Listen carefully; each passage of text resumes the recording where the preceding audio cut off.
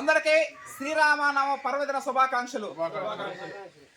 హర్షత్ విహారం టీం తరఫున రైస్ వినియోగదారులకి, బంధువులకి, కుటుంబ సభ్యులకి, స్నేహితులకి, శ్రేయాభిలాషులకి, ప్రతి ఒక్కరికి, మరీ ముఖ్యంగా సోషల్ మీడియా అయినటువంటి ఫేస్బుక్, వాట్సాప్, ఇన్స్టాగ్రామ్, యూట్యూబ్ వీక్షకులందరికీ శ్రీరామనామ పర్వదిన శుభాకాంక్షలు.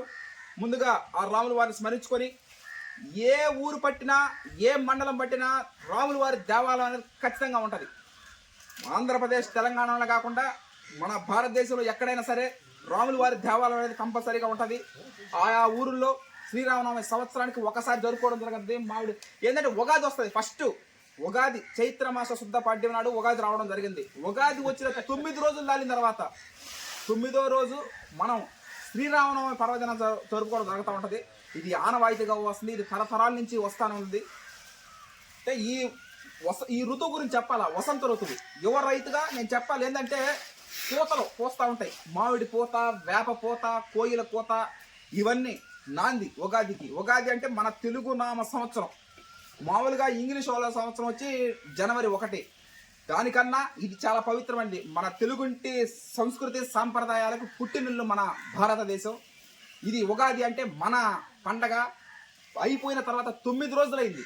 మనకి ఉగాది వచ్చి 9 రోజులైంది. ఈరోజు శ్రీరామనవమి జరుపుకోవడం జరుగుతుంది. ప్రతి ఒక్క ఊరిలో, గ్రామాల్లో అందరూ రావడం, కలిసికట్టుగా సీతారామ కళ్యాణం చేయడం ఆనవాయితీగా జరుగుతూ ఉంటుంది. రాముల వారి దేవాలయం మా తాతగారి కట్టించింది, వేటకి రమణయ్య గారు. శ్రీరామాలయం, పటేల్ నగర్ గ్రామం, విడవలూరు మండలం, హర్షత్ విహారం టీం. శ్రీరామాలయం మా ఊరి దేవాలయం, పటేల్ నగర్ గ్రామం, విడవలూరు మండలం, శ్రీ పొట్టి శ్రీరాములు, నెల్లూరు జిల్లా. దేవాదాయ శాఖ హైదరాబాద్ నుండి సర్వశ్రేయాది నుండి 25,000 మంజూరు చేయించినారు. స్పాన్సర్ వేటకి రమణయ్య. 6 రోజుల్లోనే 25,000 అంటే ఇప్పుడు 5 లక్షలతో సమానం. 25 సంవత్సరాల క్రితం నాటి పలక ఇది. మనం ముందుగా అనుకున్న విధంగానే శ్రీరామనవమి పూర్తి చేసుకున్న శుభ సందర్భంగా సీతారామ కళ్యాణం చేసుకున్న తర్వాత మనం వరిసాగు, సివిఆర్ పద్ధతిలో వరిసాగు ప్రయాణం కొనసాగద్దని ఆల్రెడీ మనం చెప్పుకున్నాము. ఆ విధంగానే మనం ప్లానింగ్ చేసుకోవడం జరిగింది. ఏప్రిల్ 24వ తారీఖున మనం విత్తనాలు చల్లడం, ఆగస్టు 24న ఉరికోత కోయడం, తర్వాత సంక్రాంతికి 2025 వచ్చే సంవత్సరం సంక్రాంతికి మనం రైస్ రిలీజ్ చేయడం జరుగుతుంది. భోగి, మకర సంక్రాంతి, కనుమ కొత్త రైస్తో మనం చేసుకోవడం జరుగుతూ ఉంటుంది.